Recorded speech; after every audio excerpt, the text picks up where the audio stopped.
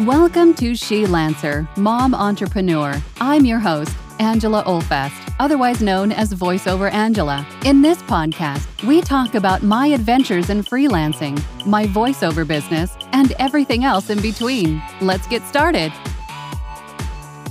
Hello. Happy Tuesday. It's Fat Tuesday. It is February 21st, 2023. Thank you so much for joining me again for another live Q&A session. Good morning, good afternoon, good evening. I almost forgot to say it. If you're new here, welcome. Welcome to these live Q&A sessions. My name is Angela. I am a full-time voiceover artist and audiobook narrator.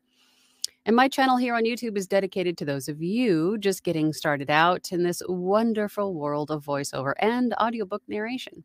And through my channel, I share with you some tips and tricks and techniques that I use every day in my own voiceover business. And I answer your questions in these weekly Q&A sessions, which have turned into more of a community hangout, which is cool. It's cool. I like it. We all hang out. We all spend some time together, and hopefully something will happen or a question will be asked or something I will say will help you along in your journey. If you're not new here, then you know every week we have a new poll because I like to pick your brains. And again, maybe a little nugget will come about here and there.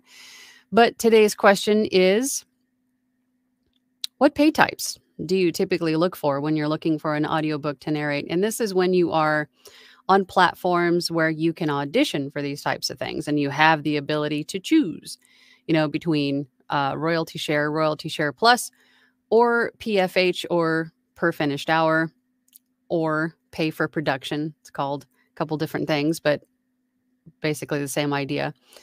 And let's check out this poll, and then I will define these terms for you because today's session is all about the terms used in audiobook narration and the pay types and getting paid. So that's what we're going to talk about today. So let's see what we got so far. All right. So 28 votes so far. And it looks like 28 votes. 46% of you said per finished hour or PFH. 4% of you said royalty share or royalty share plus only.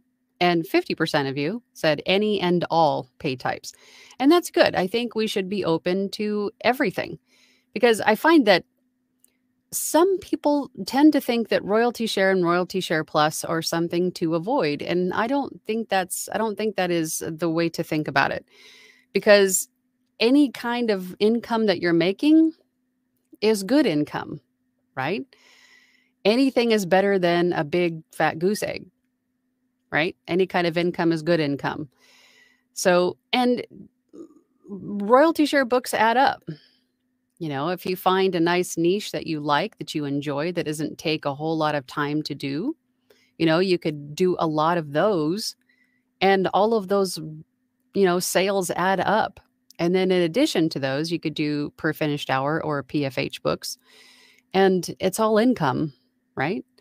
But the only thing with royalty share or royalty share plus that you need to consider before doing those is, are you going to make money on these? Are you going to see a return on your investment of time and effort to create these books? That is the only thing to consider with those. But I say all income is good income, right? And it looks like the majority of you agree. So that's good. I think that's a healthy mindset to have coming into audiobooks. Let's check out the comments really quick, and then we'll talk about some terms. Hopefully we'll have some questions where I can kill a couple birds with just one stone. Let's see who's here. First in, Eric. Hello. Hi, Eric. Good to see you. Haven't seen you in a while. Good morning. Sorry I've missed you guys the last couple of Thursdays. Looking forward to seeing you all this week. We are looking forward to seeing you too, Eric. Missed your face and your commentary. Richard Martinek. Hope I'm saying that right. Hello. Love your videos. They're helping. Good. I'm glad. I am glad that they are helping you in your endeavors, Richard. And thank you for watching. Kara is here. Good morning and happy Taco Tuesday. Happy Taco Tuesday and Fat Tuesday. Happy Tuesday to you all. Michael V. Welcome all to Angela's Tuesday Tangent Fest. That's fairly accurate. I do go off on a lot of tangents. Give her a topic and off she goes. Yeah, that's kind of the point of these, right, though? That's what I tell myself anyway. Just teasing. Your tangents always have lots of useful nuggets in them. I love Tuesdays. Okay, good. Good. I'm glad that my tangents aren't too off-putting. Rensink Ramblings. Hope I'm saying that right. Hello from concrete washing. That sounds like fun. That sounds like a great Tuesday. Andy B. Hi, Andy. Haven't seen you in a while. Hi, hello, Angela and everyone. Just checking in. I missed a few get-togethers the past few weeks. That's okay. I'm hoping that you're okay, first and foremost, and that if you are okay, that you've been putting some of the recommendations and suggestions in place that we've been making for you, us and everyone else here in the last few weeks. Hope to hear some updates from you on that. Allison, good morning, Allison. Thank you for being here. Rana says, hi, how can I do audiobook narration from Pakistan? Because ACX is not providing this services in Pakistan. ACX is just one platform. It's only one platform. There are lots of different ways to find audiobook work. And there are a few other distributors that I don't think you could quite search for books to audition for. However, you can make profiles on them and then make yourself available for rights holders to find your samples and then in turn offer you a job there. Or you can market your services independently, right? You can make connections through social media with some rights holders and publishers and ask if there's a place on their roster, or maybe ask if they're interested in having their book converted to an audiobook. There are platforms like Fiverr, Upwork, voices.com, voice123. I see voice or audiobook work on these platforms quite often. There's a lot of different ways to go about it. ACX is just one way. So take a look around, do some searching, and I'm sure you'll find lots of different ways to market yourself for audiobook narration. Just as another example, just my YouTube channel here, I have authors who find me here on YouTube looking for information about ACX, which leads them here, and they find me and they reach out to me directly and ask me if I'd be interested in narrating their audiobooks. So get yourself out there and introduce yourself to the world, as I say it, which is kind of a soft marketing technique, right? Through social media. It works. See, Chris VGL is asking, Andy, are you recording yet? I hope you are. I know you can get moving that way. Just, what do we say? What do we say here? Just do it. Just go record something, right? Just get started. Just do it. Mark Flores. Good morning, Mark. I've had an audiobook buyer on Fiverr who's been paying me by chapter to do a fan narration of a book based on the Terminator movies. Interesting. And I actually break down my gigs that way too. Or my audiobook gig, I give the rights holder or the buyer the option to break up the book in by chapter or by sections. Or if it's a really big book, I've had a few people take me up on that and just narrate sections of the book at a time to kind of break up the cost, the investment for the buyer, for sure. That's cool. Being flexible is something to definitely consider. Miss Mercenator. Cool username. Hi, Angela. So glad to see you again. Can you tell us a little bit about your mentorship program? Yes, I actually have, I'm actually quite booked at the moment. But I know people are different and like to learn in different ways. So I offer a few different ways to learn more about audiobook narration. And I have one-on-one sessions where you could just book 30 minutes with me if you just have questions or want me to help walk you through something. And then my mentorship programs, I have a 4-week and a 12-week. And you're basically meeting with me once a week for 30 minutes, and we focus on whatever it is that you need my help on. I kind of meet you where you are. And if you tell me, hey, I want to focus on audiobook narration or file setup or, setting up profiles or platform profiles somewhere, I can help you with that. Pretty much anything that I can help you with, that we basically meet just once a week and work through whatever it is that you need to work through. If you prefer a group setting, like Eric had mentioned before, we have a Thursday meeting where we meet at 8 p.m. Eastern Standard Time every Thursday. We're up to about 2 hours now, the meetings last, and we take turns reading scripts for each other, playing demos for each other. I do tutorials, we do Q&As. It's awesome. Everybody there is very helpful and supportive, and more feedback or more perspectives on things than just mine is always a very educational, environment to be in. And I learned so much from everybody in it myself. Andy B says, is it acceptable or even allowed to use scripts from pay to play sites as demo material, or would you have to get prior permission first? If they're paid jobs, I would definitely get permission first, because they might have the script that they paid you to read might be something that is not quite secret. I would think if it was something that you needed to keep under wraps, they would have you sign an NDA before you read it. But I would definitely ask first to use that material.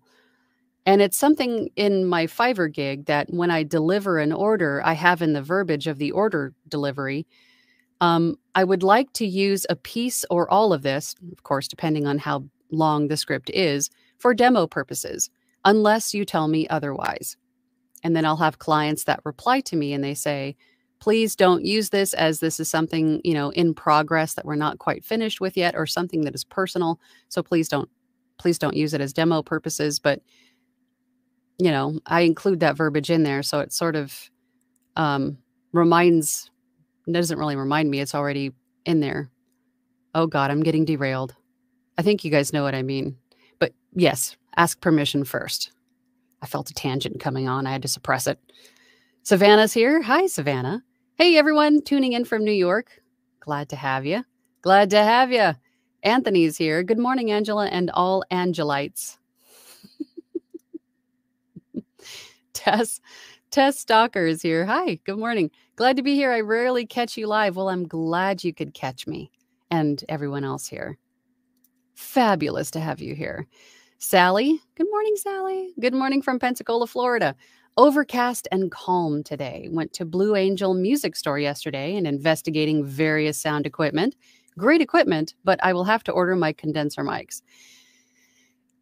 I always tell people there's nothing wrong. If you could go to a store where they sell used, audio equipment, then do that in the very beginning. It doesn't have to be anything high dollar or brand new, unless you're one of those people like me that likes to have the warranty that comes along with these things. Just the peace of mind of knowing that you have a warranty is everything to me. But you don't necessarily have to buy stuff brand new. See if you like it, right? And if you do, then upgrade to something, a little bit more high quality, right? And then also, like, if you're investigating, that's good too. That way you can sort of put your hands on things and try things out before you buy too. So that's a great idea. It's a great point, Sally. Thank you for saying that. Mary's here. Good morning, Mary. Good morning. Happy Tuesday to you. Andy B says, auditions generally have just voice, but demos have to have music and or sound effects. Using other scripts are okay in auditions, but not in demos. I don't think you have to have music and sound effects in your demos. Most of my demos don't. They're not fully produced that way. I think personal opinion, I think when it comes down to it, they just want to hear your voice and what you're capable of doing and how you're able to interpret their script, right? They want to hear the range of your voice and the tonality, the inflection. If you sound like you are reading, right? They want to hear you. They don't necessarily need to hear the music and sound effects. That's really just for ambiance, right? And sort of paint the picture, set the stage, or set the tone for your narration. But ultimately, your narration is what they're looking for. So I don't think they're necessary. But, if you want to add them, do it. I have demos both ways, but the majority of my demos don't have any music or sound effects in them. But using other scripts are okay in auditions, but not in demos.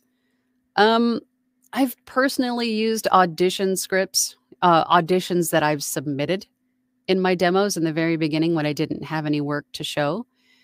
I don't think there's a problem with that because it is an audition. It's something they're expecting you to record, right? And then I know most of the pay-to-play sites, including ACX and some others, if you submit an audition, you're allowed to use that as a sample on that site. So I wouldn't think that would be an issue, but a paid job, you definitely want to have permission to use that in your demos. Allison Bennett says, my first 7 projects have been royalty share. Now I only look for per finished hour. And that's typically what I hear, and that I've done the same. I started out with royalty share, and then royalty share plus came along later. But I haven't done a royalty share book in probably a couple of years now. Most of my books are at my per finished hour rate, and that's okay. But I would say definitely don't turn your nose up at a royalty share or a royalty share plus, because again, any income is good income, right? Phil says, hey, Angela. Hey, Phil. How you doing? Great to have you here. Elizabeth. Hello, Elizabeth. Hi, Angela. I have a Fiverr question instead of an audiobook question. That is perfectly fine. I hope that's okay. Of course. I wanted to know your thoughts or advice on the 2 tiers of Fiverr's Seller Plus program. What do you recommend? Honestly, Elizabeth, I didn't know it was tiered now. I've been in Fiverr Seller Success Program since before it was a paid service. You were tapped and selected to be part of the program. And then once it became a paid service, then I was sort of grandfathered in at a lower rate, at a discounted rate, since I was already in the program. I didn't realize it was tiered now, but I'll have to go and look at the differentiators and the tiers. But I can tell you that being in the program does have its advantages, because the advanced analytics that you see, and again, I don't know what tiers have what, but the analytics that are there are definitely worth it. If you can select the tier, again, I don't know what's included in them, but if you can select the tier that has the analytics, and as far as the keyword research, which gigs and top keywords are used or searched for most often in your gigs, the access to a person, a success coach, is awesome, because you can meet with them for a half an hour or so and sort of get a peek behind the curtain and maybe some behind the scenes advice from your Fiverr seller coach. So that's definitely a plus. And also in your inbox, if someone reaches out to you and says, hey, I would like to get a quote on this, in the Fiverr Seller Success Program, you can also see a little bit of insight about the client themselves. You can see what they typically buy, what ratings they typically give, how much they typically spend, what category they buy in most often. So you can see that this person is an active seller or buyer on Fiverr, and that they're not just someone trying to scam you, right? You can kind of get an idea that they're going to be a good client and not someone to be wary of, right? And then also they just introduced the ability to move better reviews or highlight better reviews as a seller. So you can select a review to be seen instead of whatever shows up at the top, right? So if you just had someone who rated you poorly on something that maybe wasn't your fault, or something was some sort of a misunderstanding, and it doesn't really look good for you on your profile, you can actually move a 5-star review, up to the top to highlight it, to have that shown instead of the 1 or 2-star review. So there are definite benefits to being in the Seller Plus program. I always recommend it. But if there are 2 tiers now, I would definitely take a look at both of those and see which one has better benefits. But I think from personal experience, I've been a very happy Seller Success Program participant. It was almost a tangent. Facebook user. Okay, who is this? Sean. Hi, Sean. Hello, Angela.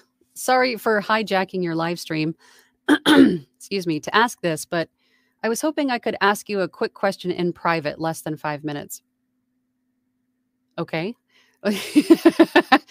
You're in my Facebook group, so go ahead and ask away. Jeff, is it Jeffrey or Jeffrey? I'm going to call you Jeffrey. I hope that's okay. So many authors are self-publishing now, so royalty share can be very low if they don't sell. Very true. Very true. But in my personal experience, I've seen a lot of self-published authors because they have done this very low budget, they're doing this all themselves and they probably don't want to share the royalties going forward. Personal experience. So I find that most of my self-published authors are going the per finished hour rate that I have seen. I could be wrong. Trends always change. But you never know when a debut novel is just going to take off either. But I think if it's a shorter book and it's something you enjoy, give that author a break. Keep in mind they're people too. They're people that have put a lot of time and effort and imagination and just maybe something that took them years to create, and they just want a voice to it, But the beauty of this ultimately is you can choose what you want to do. This is your business. So if you want to do a little bit of everything, do that. If you want only royalty share, do that. If you want only per finished hour, do that. But that is a great point. Facebook user, let's see, who is this? This is Colette. Hi, Colette. How do you get paid if you've never gotten paid before? Well, it depends on which route you're going. Let's just say you are on ACX, okay? And somebody offers you a royalty share contract. You agree, you produce the book. If it's royalty share, then ACX or Audible will collect 20% of every audiobook sold. And then at the end of the month, they will send you whatever you've accrued in sales, okay? Royalty share plus, actually, let me back up and go. Next would be per finished hour. And that is when you're paid per hour of finished audio. And that's roughly, I say 10,000 words because that's just easier to calculate, but it's closer to about 9,300 words. Every 10,000 words, 9,300 words, is roughly a finished hour. So let's just say you're offered a 3-hour book. It's 30,000 words. That's roughly 3 finished hours. So if your rate per finished hour is $100, let's just say, for example, then you would make $300 on that per finished hour book. Okay. And then in that case, if it was a per finished hour book, you would have to invoice that author on ACX. ACX doesn't collect that money. The only money they collect and pay you are your royalty share sales, right? Your 20% of royalty share. If it's a per finished hour book, you need to invoice the author. Okay. And I also highly recommend collecting 50% up front. That way that sort of dissuades any, ne'er-do-wells on ACX that are trying to just take your files and run. If you collect 50% up front, then you know that they're a legit person. And then you have royalty share plus, which is sort of a hybrid between royalty share and per finished hour. It's royalty shares you'll collect, right? You'll get your 20% royalty share on every book that is sold. In addition to that, you'll also get typically a smaller per finished hour rate. So you'll get both. You'll get paid for your time up front, and then you'll also collect royalties on the book going forward. So it's kind of a little bit of both, right? And in that case, you would need to invoice the author for the per finished hour part, and then Audible will collect every 20% of the sale of every book, and then at the end of the month, pay you the royalties that you've accrued. I hope that answers your question. Any other platform that doesn't collect the funds up front from the client and holds it in escrow and then pays you when the order is complete, like Fiverr and Upwork, that you don't have to worry about. But if someone's doing business directly with you, say they found you on social media, reached out to you and say that, hey, well, I love your voice, I want you to narrate my book, then that also would be a place where you would need to have some sort of an invoicing platform that you use to invoice the client directly. And again, have a 50% upfront payment structure. I hope that answers your question. Phil says, I prefer Royalty Share Plus, only Royalty Share is easier to get scammed by frauds on ACX. And that is where you do your due diligence. And really getting scammed is really everywhere. You just have to mind your P's and Q's. You have to ask questions. You have to do your own research on your end to make sure that you are investigating. I mean, even go so far as to look at the title on ACX. If the name on the book, the author of the book written by, doesn't match the person you're talking to on ACX or wherever, ask who that person is to them, right? Or find their About the Author page on Amazon or find their website and reach out to them directly. Hey, I'm sort of getting my spidey senses are tingling, right? I would like to just check with you and make sure that you have your book on ACX available for audiobook production and see what they say. Do your due diligence. Protect yourself by doing everything that you can before you even start on this book. That is my best advice for you on that. But scamming is really, it's everywhere. It's rampant. You just have to be mindful of it and do your own due diligence on your end. Yes. Oh, there's a super chat. Hold on. Sean Lester 007. Thank you so much. I appreciate you. Thank you for the super chat. All authors start at the bottom. Yes. Everybody starts from the same place, no matter what you're doing. We all start from zero. We all start from zero, and we have to work our way up. So we have to be cognizant and compassionate of that, right? We all start from the ground floor. We all work our way up. So don't discount anybody just because they're just starting, right? We all deserve a chance. I'm thinking that I might discover the next Grisham and ride the wave. Exactly. That may well be a royalty share job. Yeah, could you imagine? Oh my gosh, that would be fabulous. Thank you again for the super chat. I appreciate you, Sean. You're the best. Now I have to find where I left off. Oh my gosh. Okay, here we are. Joy. Hi, Joy. Good morning, Angela and everyone from a very windy Michigan day today. It's supposed to be really windy here today too, rainy and windy. What is going on? Andy B says, I heard there are issues with Upwork, Fiverr, and Voice Bunny. Is it wise to avoid these platforms or not due to all the traffic through there?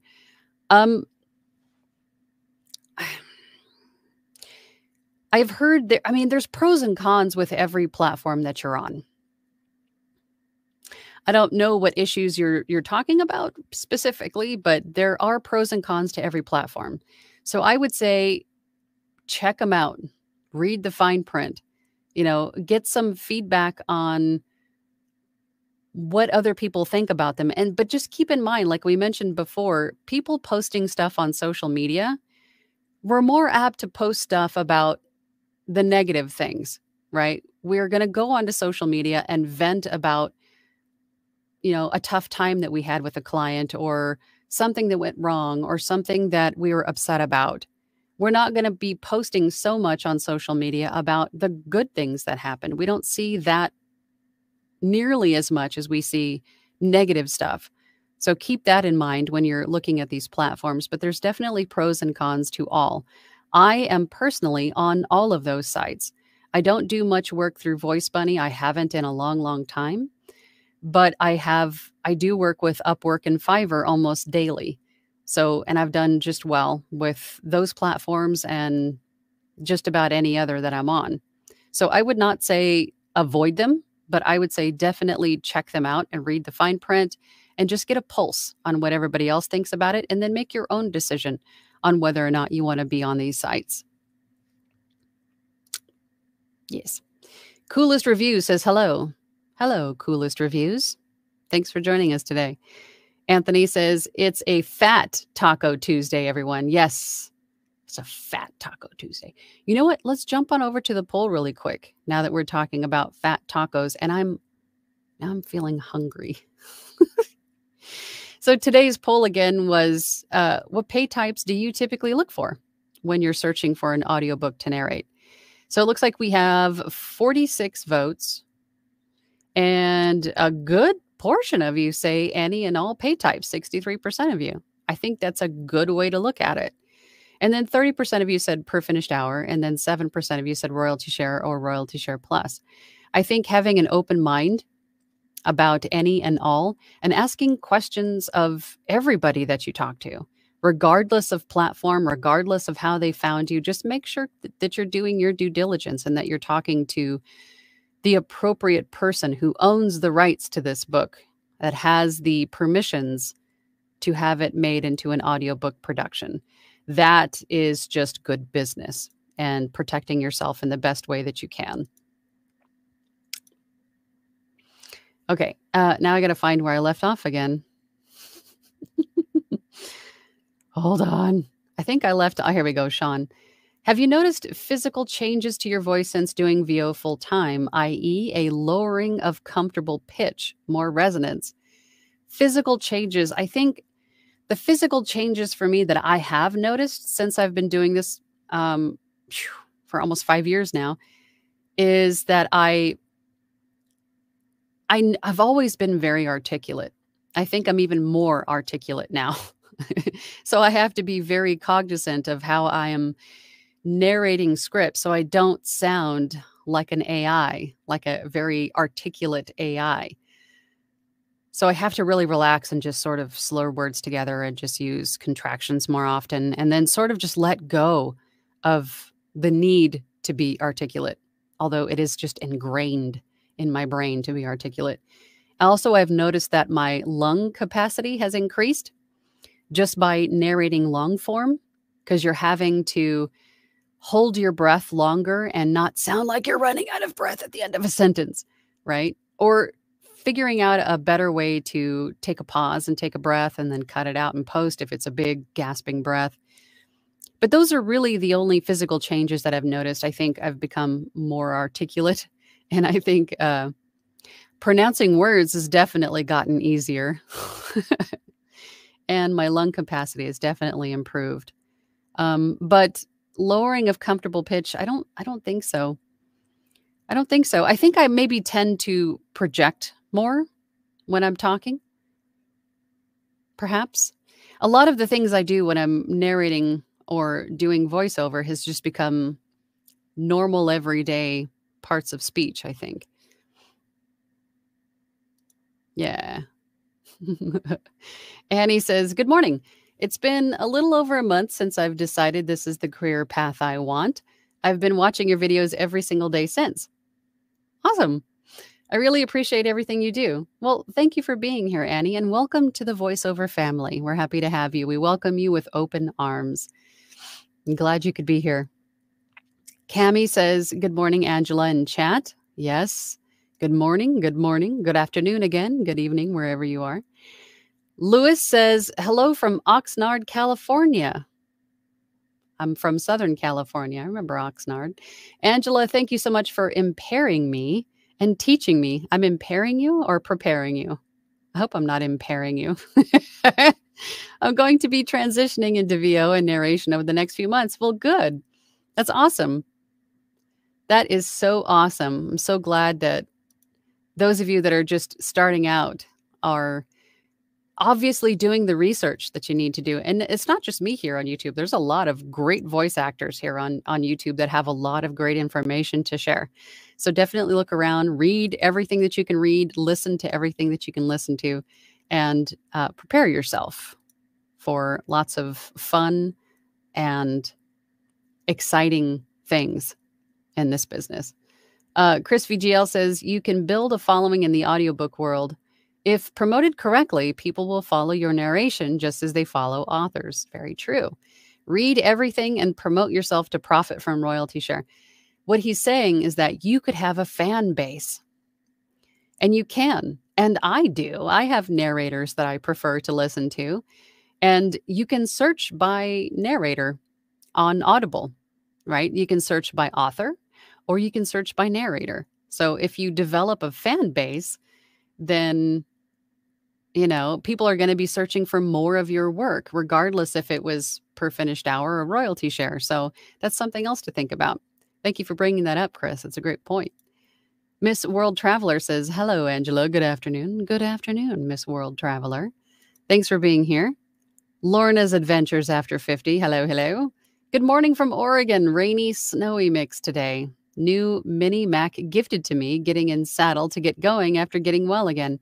Well, I'm glad first and foremost that you're getting well again. And I'm glad you're feeling better. And a Mac Mini, that's cool. So it'll fit in your pocket when you're narrating.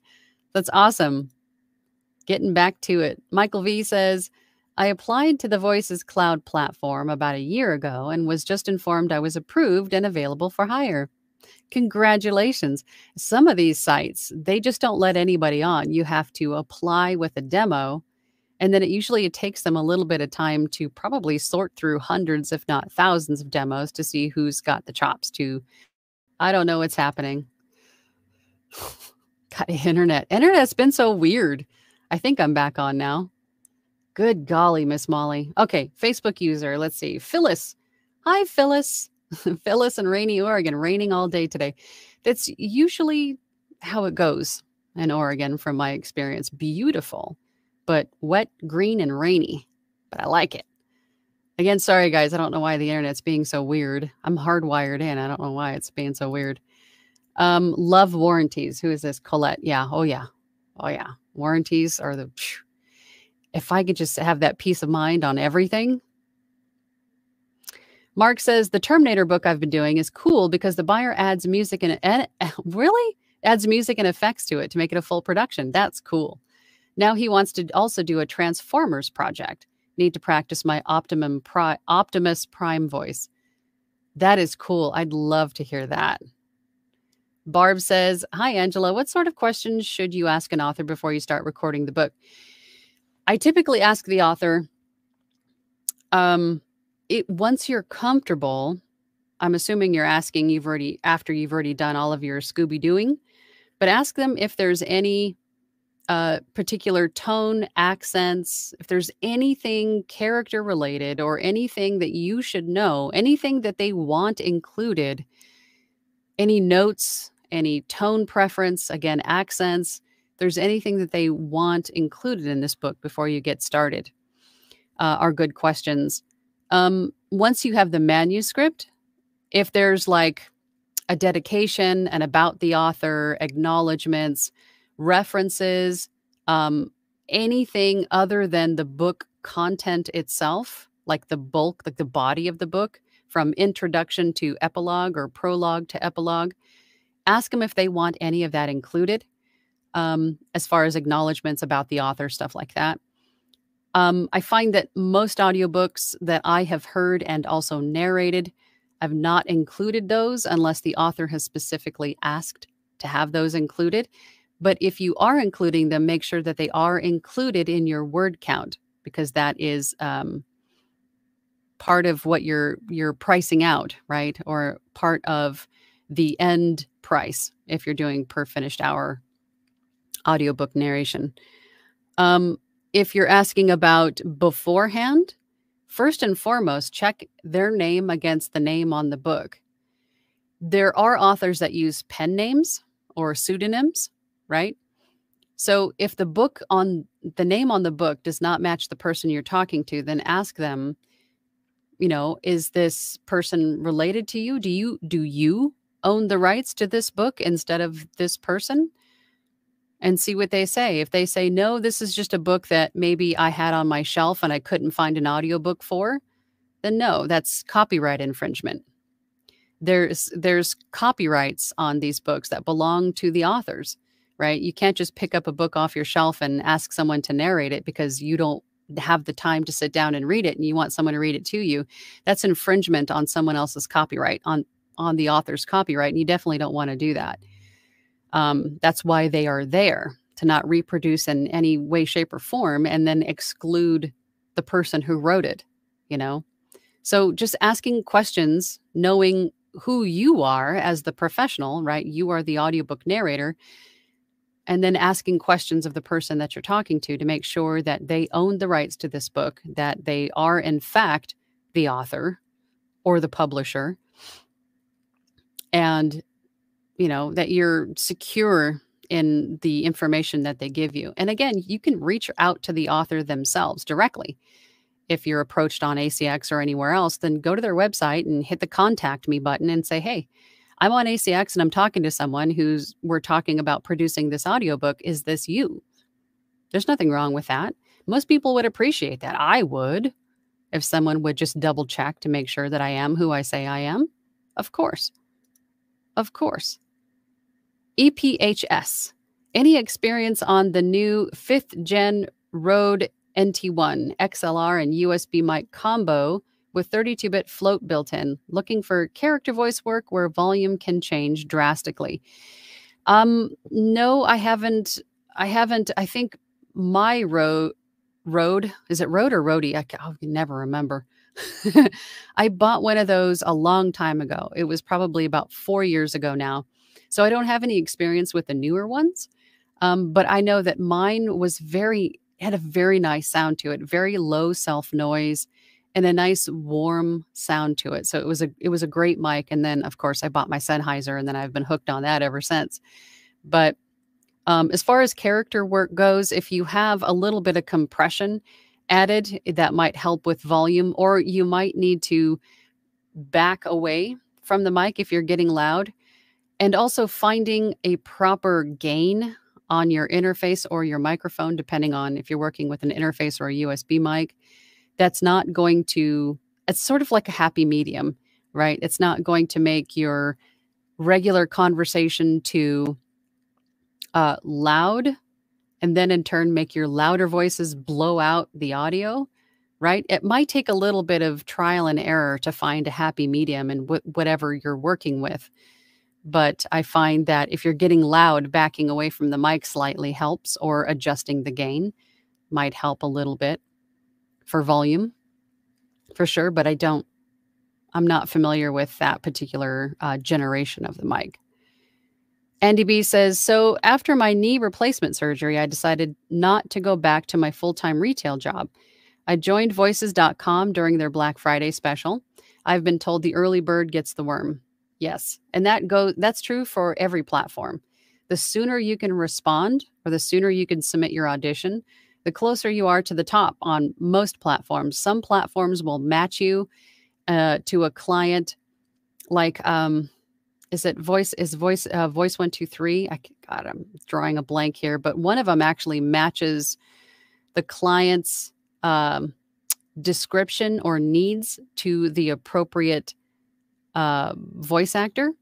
So you'll actually have like a rating, like this is a 90% match, an 80% match, 100% match. If you have 100% match, then your auditions will be closer to the top for the client. But more often, whatever platform you're on, the earlier you can respond, of course, the better. Because if you're responding after 100 other people have responded or submitted an audition, then the chances of them even seeing or hearing it are fairly low, right? So definitely, as soon as you see it and if you want it, go get it. Chris VGL says, is there a class on how to add music and lip syncs to VOs? I don't have one. I don't recall seeing any on YouTube, but that doesn't mean they don't exist. I would have to think there's got to be something here on YouTube that's got, somebody going through how to do that ADR. I've done it myself and just sort of felt my way through it. With Adobe Audition, you can have a video playing with timestamps and then recording, and then just try to match the script as best you can to what the actor or the person on the screen is saying. It takes a little bit of practice for sure. But adding music is sort of the same, idea in a multi-track on your DAW. You have your voiceover, and then you can, have music on as a separate track underneath it, and then you export those down together. I have something similar to that here on YouTube. It's called meditation, or adding a music bed to a meditation, something of that nature here on my channel that goes over how to add a music bed. But as far as ADR goes, or lip syncing, then I don't have one of those, but I'm sure somebody does here on YouTube. I don't know if there's a class on that either, but if there is, definitely share. Andy B says, So I can respond ASAP, and sometimes the jobs posted have tons of people responding.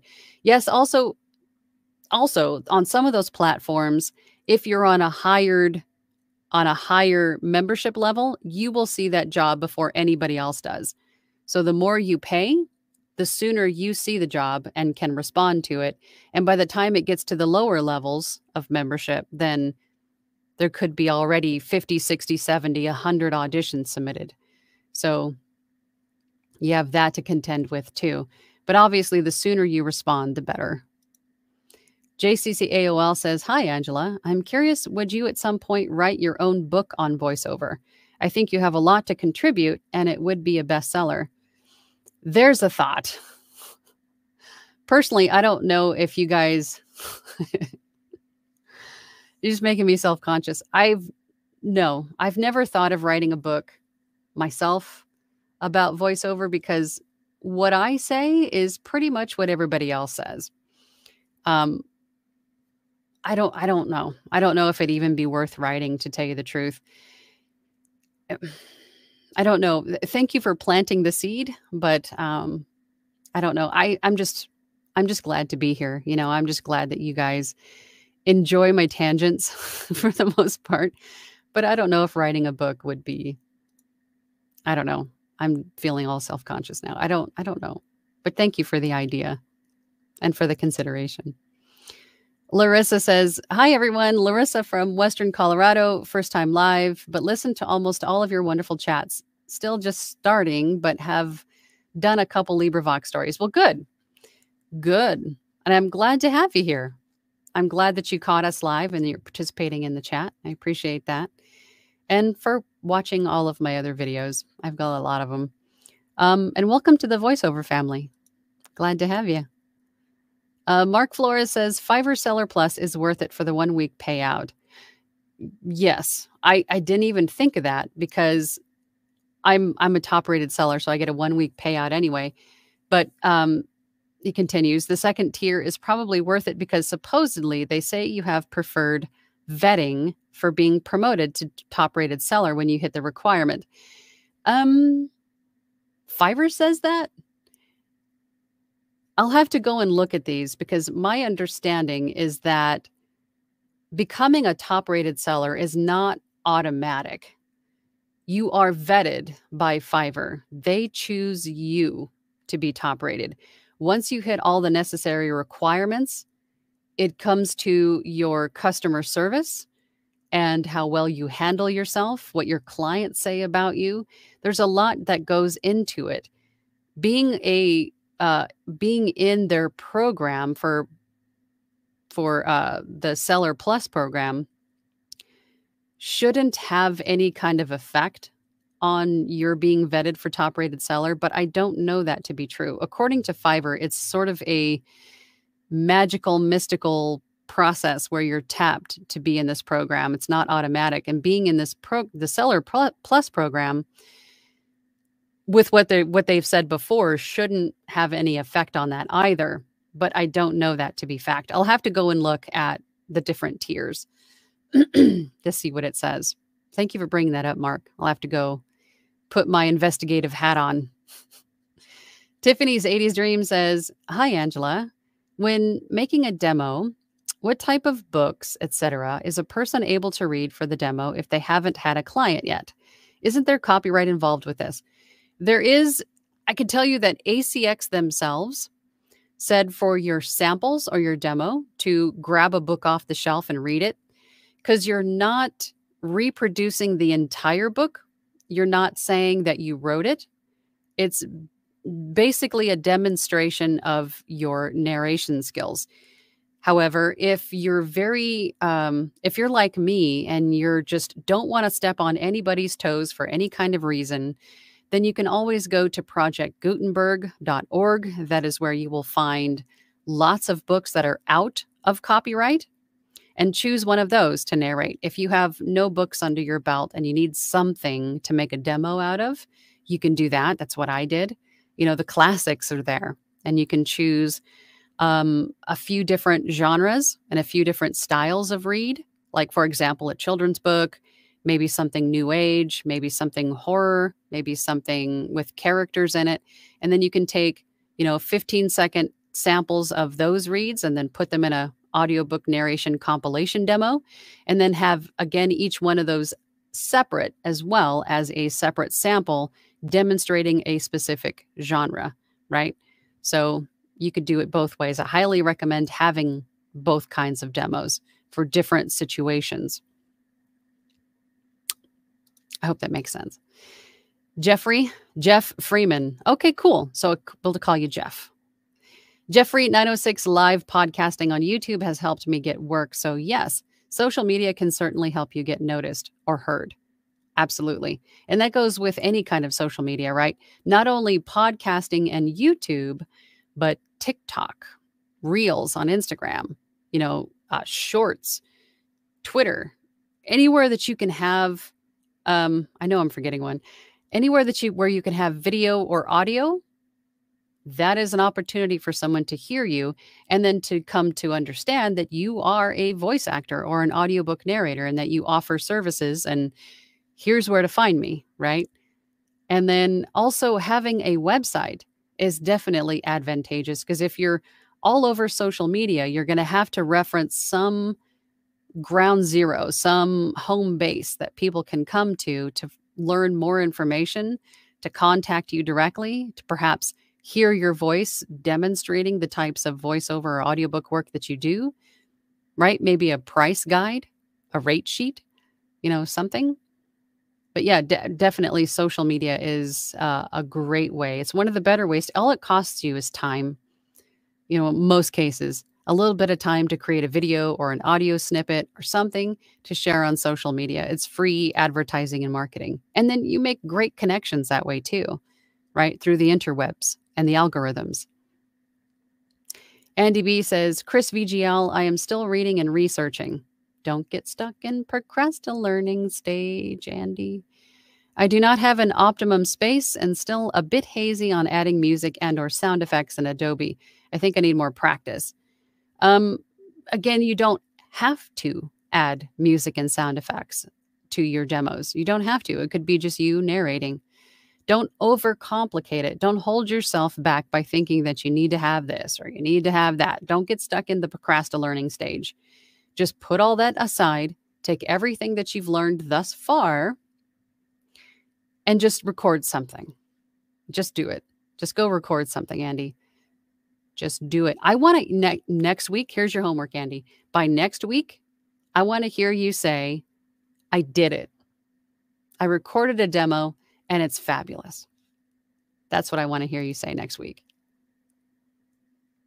Elizabeth says, thank you, Angela. I'm in the standard tier now, which has analytics. I love the analytics. The premium tier has the dedicated success manager and is very tempting. And yes, to Mark Flores, 7-day payout for both is awesome.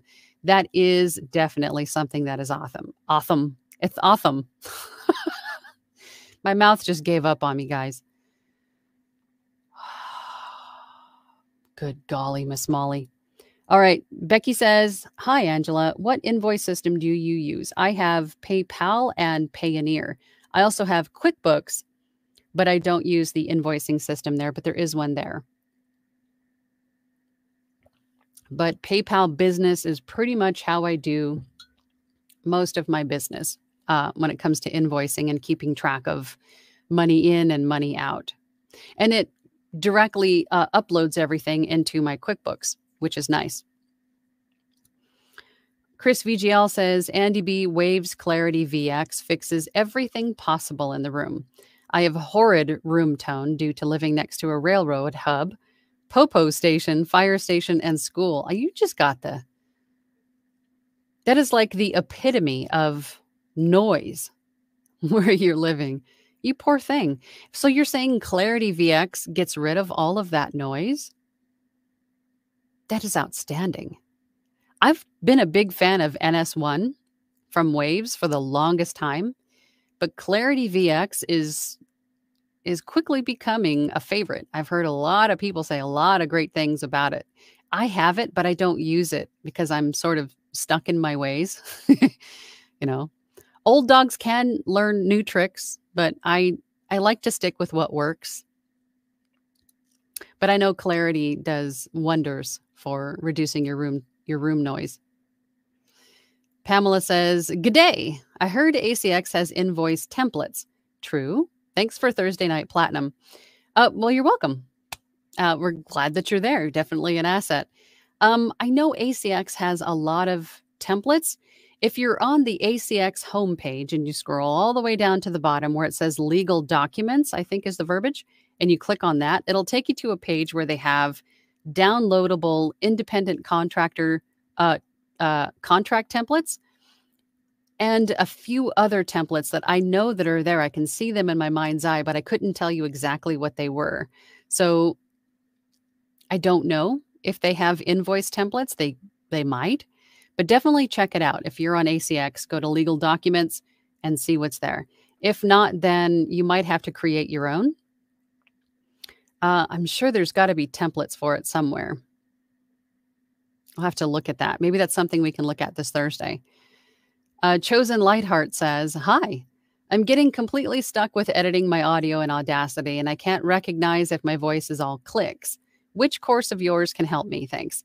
I only have 2 courses available right now. I have the meditation or the healing with voiceover course where I go over ASMR and meditation affirmations and adding music and things like that. And then I also have my positive mindset course. I don't have any other courses right now. I'm updating a few of them. So those are the only 2 that are available. But I think what it comes down to more often than not is that we're overthinking and over editing our audio files. If you want to, if you're in my Facebook group, upload one of your files to the Facebook group, to the VO workshop, and ask for feedback. Don't say anything. Just say, "Hey guys, take a listen to this. Do you hear anything that I should fix?" Right? You might be leaving yourself open to a lot of constructive criticism, but they might, if no one else hears what you hear, you might be overthinking it or over editing. But having multiple opinions on your audio files will definitely help you maybe ferret out what is a problem and what isn't a problem, right? Something that you shouldn't be spending time on. Steven says, "I personally would not go for per finished hour. Royalty share is the only way to go. I am so glad I caught your live presentation. My battery died during the last one." Well, I know I had a lot of Wi-Fi issues in the last one too. I don't know what's going on, but you probably didn't miss much. I was probably frozen half the time. You give great material. Thank you. Well, you're welcome. I'm glad you could be here. That's interesting. I don't think I hear that often, that people say, per finished hour is not preferable, that royalty share is preferable. It's usually the other way around. So that's interesting take. But, there's not a wrong way to go. However you want to run your business is how you want to run your business, right? That's what I say. Lewis says, "Inspiring. You inspire me, Angela, not impair." Oh my God. I think I was picking up what you were putting down, but I just, I didn't think you meant impairing me. It back. Okay, good. Good. It froze for a second. I don't know what's going on. Michelle says, "Hi, Angela. Hi, everyone. I so appreciate all of your teaching, mentoring, coaching. Thank you." Well, you're welcome. I'm glad that you get something out of all of my rants and tangents. Joy says, "I've done so much research for ACX and I'm ready to dive on in, but I don't have any samples at all. What can I do when I audition and they ask for them?"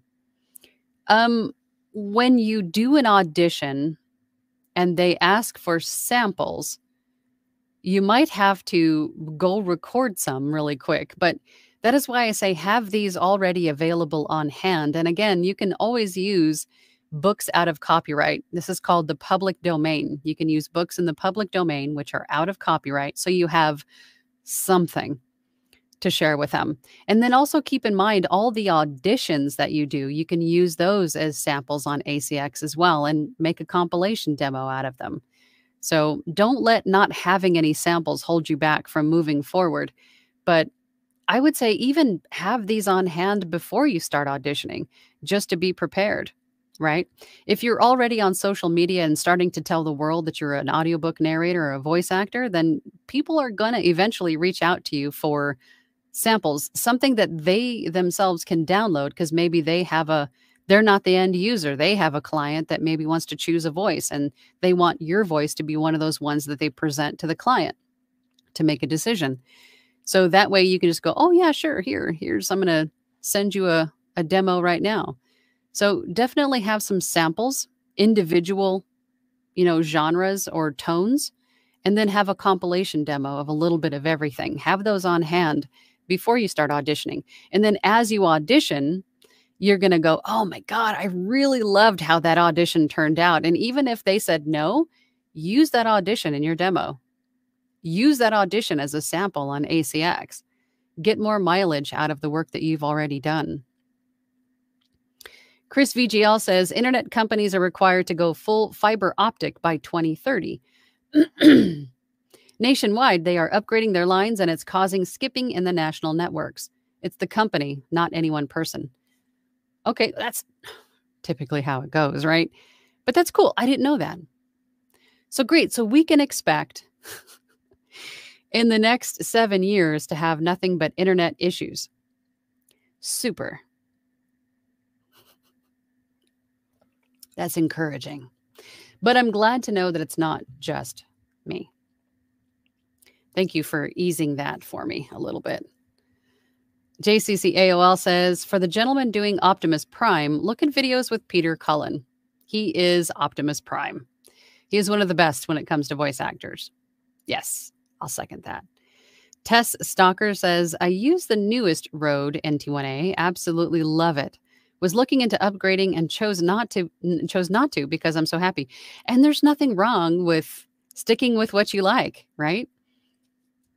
I tend to get the upgrade bug from time to time, but I have to tell you, my Sennheiser 416, this mic is 4 years old now. I bought it 4 years ago. Maybe it's not 4 years old, but you know what I mean. I've had it for 4 years. And it ain't broke, so I'm not going to fix it. I do have a Lewitt, also a Lewitt 440, but I think that's my backup. If something, I'm just in love with my Sennheiser, and there's nothing wrong with using what works.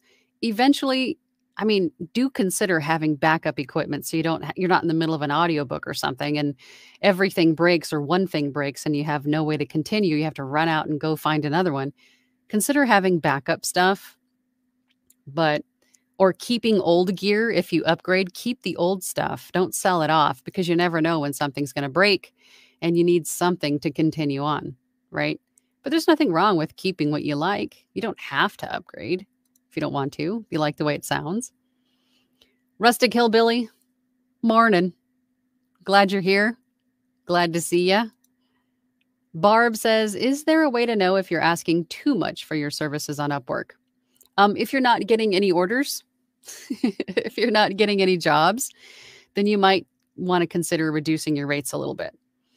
You might be on the higher end of the spectrum for sort of your level on the platform. If you're like way more than everyone else in your similar situation, that might be a turnoff to people. They might go, well, what makes her so special? Clients don't typically understand how much goes into what we do and being prepared for what we do in terms of equipment, training, practice, time spent, sacrifice away from our families and learning and, setting everything up and working on our audio and everything that goes into it. So they might not understand why you're so much more than this guy over here if you guys are roughly in the same sort of level, right? But that's what I would do. If you're not seeing any kind of progress at all in terms of getting jobs at all, then you might consider, reducing your price a little bit. But again, I don't know the specifics of your situation, but that's what I would do. And then once you start to get a little bit of momentum, then you can tick them back up a little bit if you want. Or do more marketing.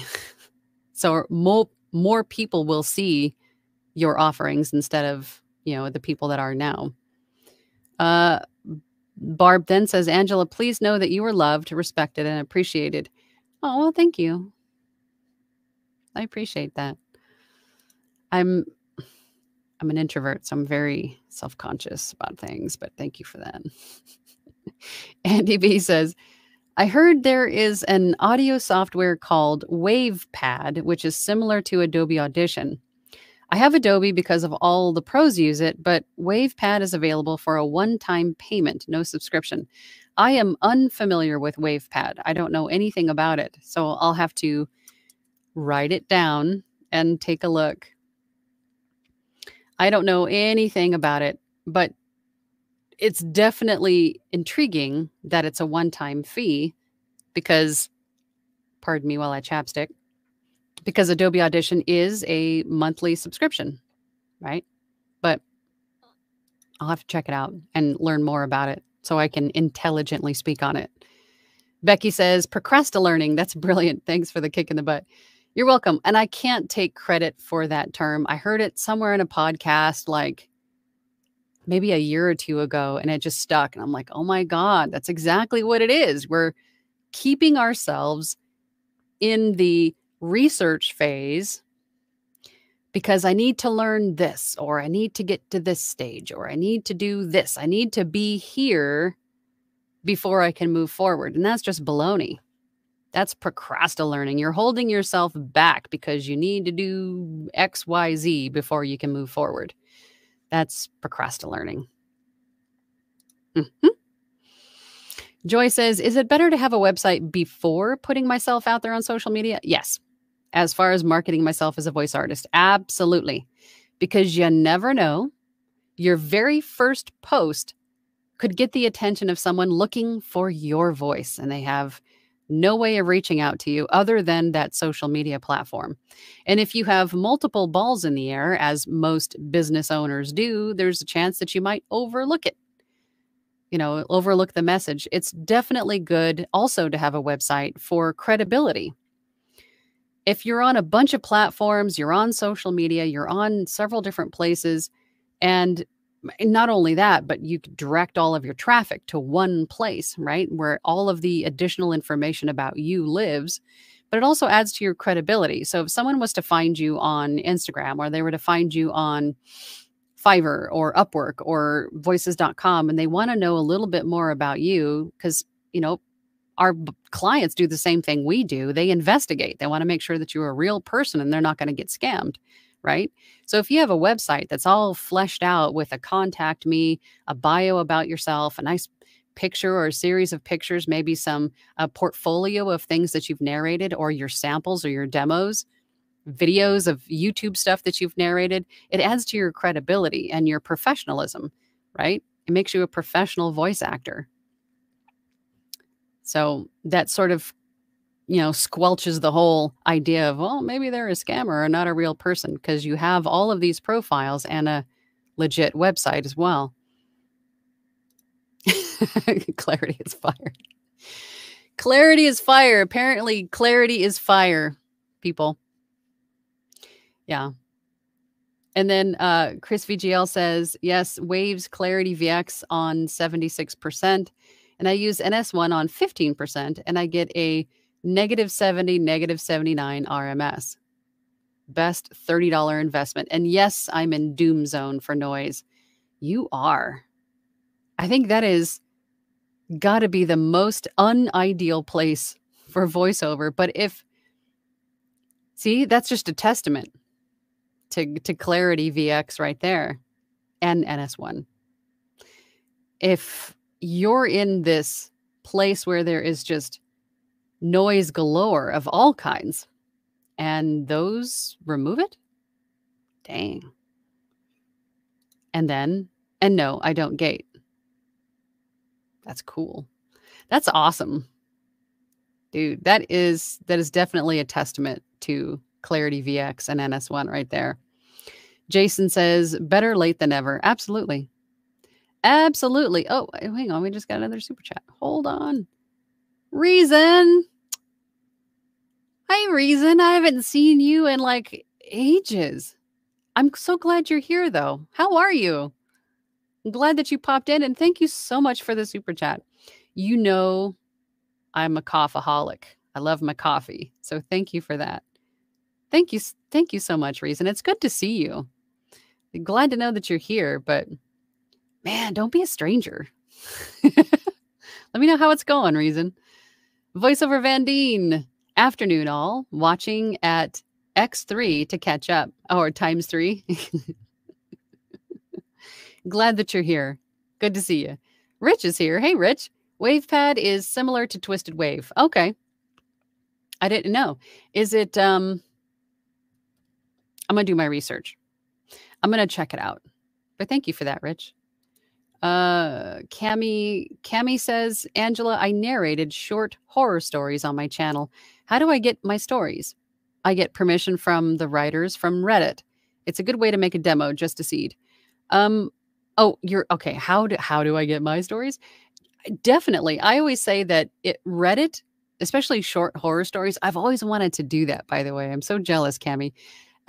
If you can get permission from the writers on threads like Reddit, and then narrate their stories and put them on a YouTube channel, that's just yet another way for people to find you and hear you, right? It's a great idea, and I've recommended doing that many times. And I want to do it myself. I just don't have the extra time. That's cool. Chris VGL says WavePad has a clause in its user agreement that includes anything recorded they own the rights to, including your personal or professional work. Stay away from it. Reaper is $60 without stipulations. Holy smokes. Look at Chris coming in with the dropping the knowledge on us. Oh my gosh. If that is the case, I'm going to do a little due diligence, guys. Make sure that, I mean, that goes with really anything that you use. Definitely do your research. Read the fine print on any and every place that you're on or use. Thanks for that, Chris. Joy says, thanks, Angela. That makes perfect sense to me. Good. Good. I'm glad that some of my tangents make sense. Voiceover Van Deen says, at Andy B, come over to the dark side and join the Reaper gang. 60-day free trial and the $60 one-time payment covers you for up to $20,000 a year gross revenue. Yeah, that's really cool. I know a lot of people use Reaper. Most often I hear Reaper and Adobe Audition and Audacity being used for DAWs. Masonry Construction says, if you rely only on social media, realize you don't own that media and the possibility you cut off.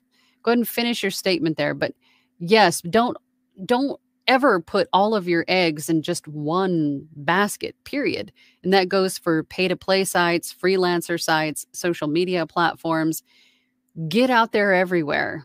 Spread your marketing fingers far and wide in terms of reaching out directly to people, maybe email marketing. You could even do cold calling, wearing a shirt with your name and logo on it or something about being a voice actor on it out in public that will start conversations with people. Go to your mom and pop shops, in your community. Join your, I can't even think of it now. Charter, your charter, oh my gosh, I can't even think. Join like your city networking groups. Join, what is the word I'm looking for, guys? Like where you're in a community of other business owners.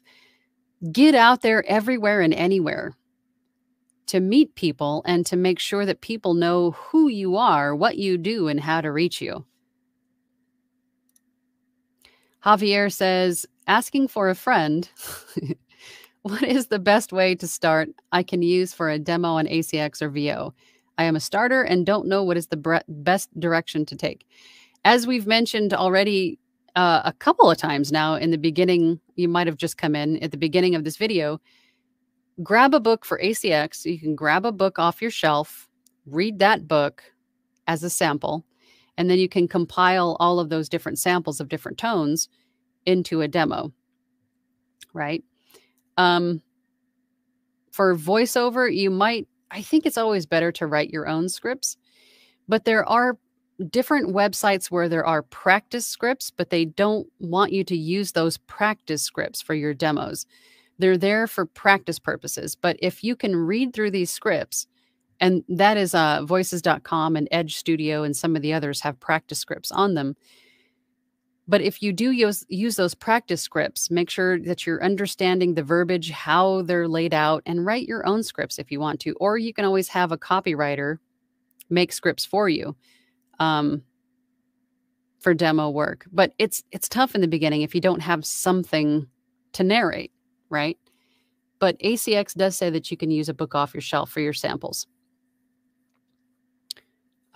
That is the best direction to take. If you're not comfortable with using a book off your shelf, you could go to sites like projectgutenberg.org, where the books are out of copyright. They're public domain books, and choose one of those to use until you start to get some titles under your belt.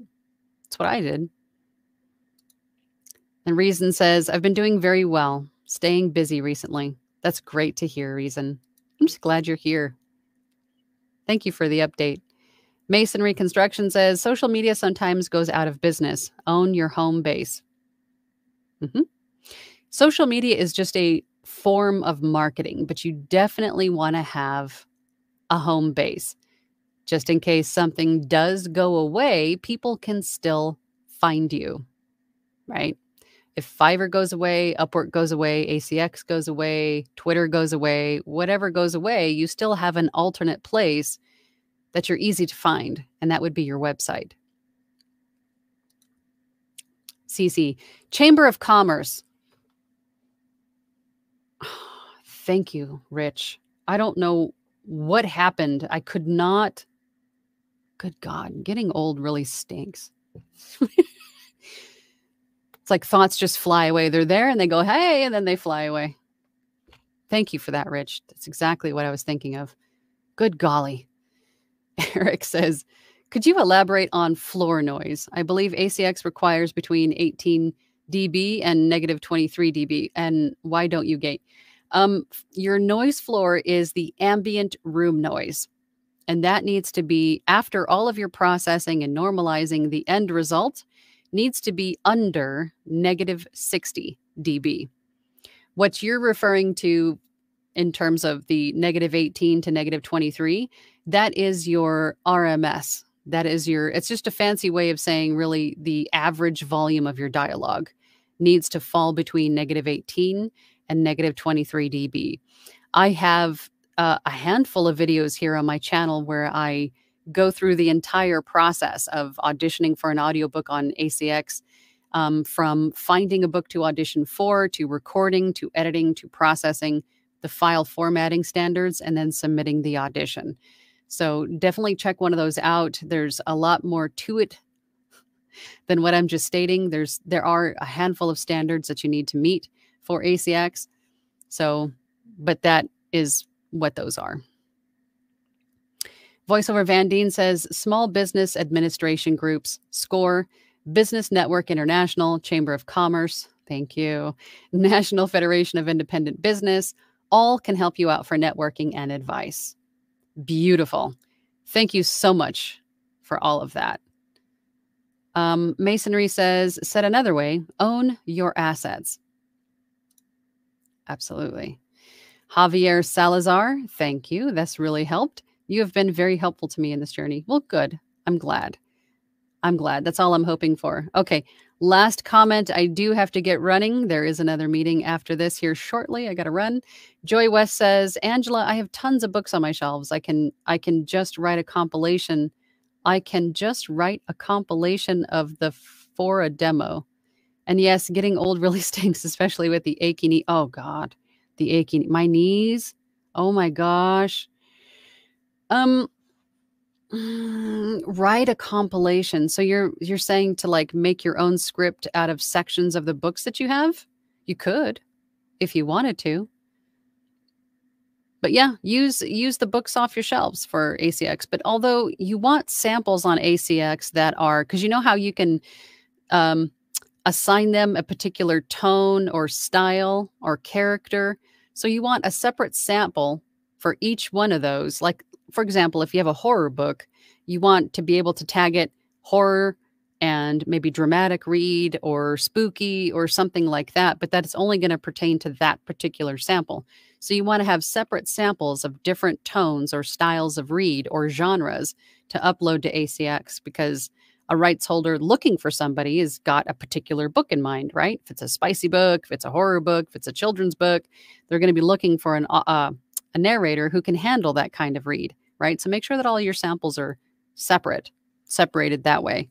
And then make a compilation demo in case someone finds you on ACX, they reach out to you directly and they say, hey, I've got a roster of narrators and I want to add you to it. Do you have a compilation demo? And that's when you would give them your compilation demo. I hope that makes sense.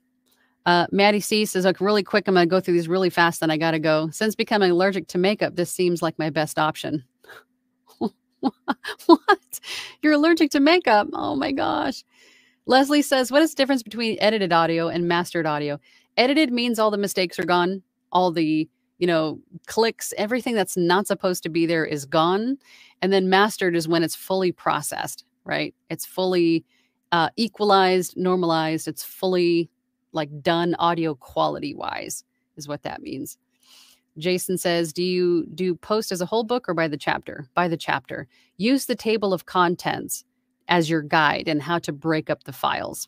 They're all separate unless the author is putting it on YouTube, right? And they want it all together as one body, right? Like one video they're going to make out of it. But check with the author and how they want it. But if it's going to ACX, then yes, absolutely. It has to be broken up by section.